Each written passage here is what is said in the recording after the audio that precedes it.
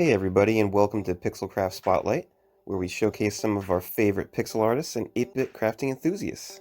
And today's guest is Beadbop. Welcome to the show. Hey guys, thank you for welcoming me to the show. I'm glad to be a part of this and tell my story and aspects of what I've been doing in the pixel world. So let me ask you something here. Where did you come up with the name Beadbop?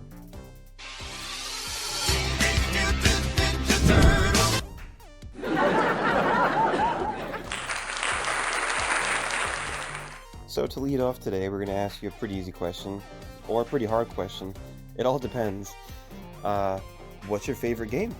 That actually is kind of ironic at the moment because I'm working on an art piece while I'm making this interview. It's for my favorite game growing up called Mega Man X. Everyone's played that. If you're a 90s kid, you've played Mega Man X in some aspect. And that was the game I would constantly play over and over again. The Mega Man X. I would used to go to this store. There was a gas station that would rent games. It was called Pete's Gas, which that sounds like a Nickelodeon thing. And I would go over there and rent this game over and over again. I would constantly rent Mega Man until I eventually got it myself. I try not to do everything I really want because I would make Mega Man X stuff like every single day. Yeah, I'm pretty sure we sympathize there. We could make River City Ransom characters all day long, couldn't we, Isaac? You're absolutely right there.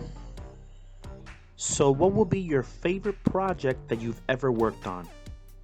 One of the favorite pieces, it's gonna vary as far as like categories are concerned, because mine's all over the place, and there's some pieces that just never leave here with me. So I'm a big like metalhead, occasionally progressive, death, thrash metal.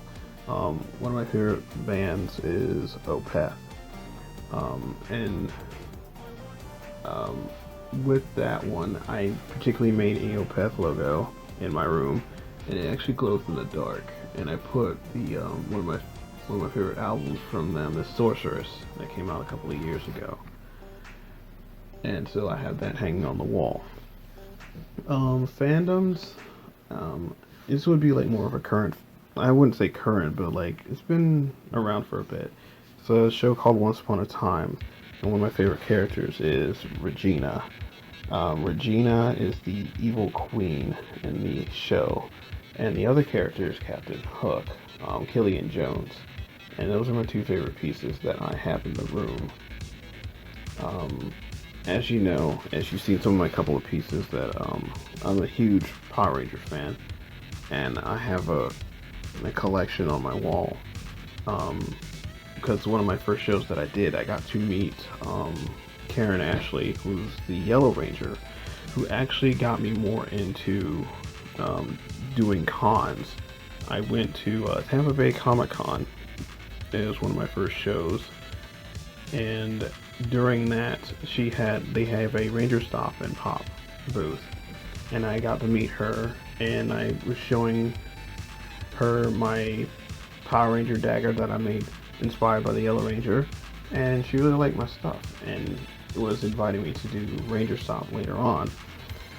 I met the Red Ranger with my son, which was a very powerful moment because it's the first time my son got to see Power Rangers, as well as myself, because I didn't get the chance to go around growing up to see a lot of other people that inspired me growing up.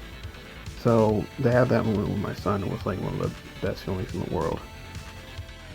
Now, you seemingly always have something in the works, so maybe you can let us in on some ideas you have, possibly for the future? This year, because of COVID, like, some things kind of got backlogged because I like to make really big pieces, or do something with the canvases, because I like the combination that I've done recently is where I would make a piece and put it on a canvas and have like this 3D aspect to pieces. And it's really hard to go back to what I used to do with the 3D stands. 3D stands was the main thing I used to do. and it's after you get into a new, I guess, wave of like how to pixel things, it's really hard to go back to something you used to do. Yeah, I can kind of understand that. After having made animations, animating, making perler canvases and all that, it's tough to go back to just making regular perlers. You're absolutely right. I started doing keychains. I can't go back to that now. But as far as future projects concerned, I've been having on my page at Beadbop Art on Facebook, also says Dragonstone Beadworks, where I've been kind of asking fans like ideas for themes for like every month. So I try to challenge myself and be like, okay, we're doing a Disney theme, so let me think of some random Disney stuff or custom something, just to have some little fun. Because I got to a point where I know I'm going to keep creating. I know I'm going to like keep crafting, but I wanted to have people that look at my page and want like kind of be a part of it, because I'm really, surprisingly enough, I keep to myself a lot and kind of antisocial a little bit.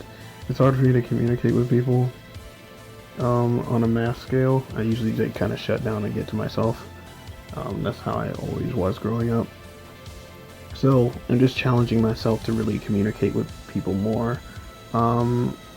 Surprisingly, you guys, when y'all invited me to do the little video collab, I was actually very happy, because not a lot of people reach out to me as far as like communicating or get me a part of a community.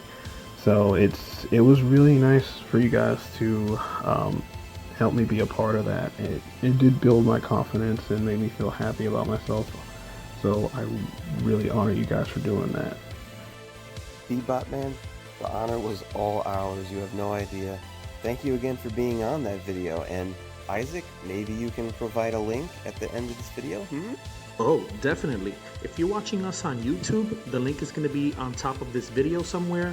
And if you're watching us on Instagram, check the link in the description. Thank you guys for having me on the show. I can't wait to see more episodes and here to tune in with you guys on the Pixel Craft Spotlight.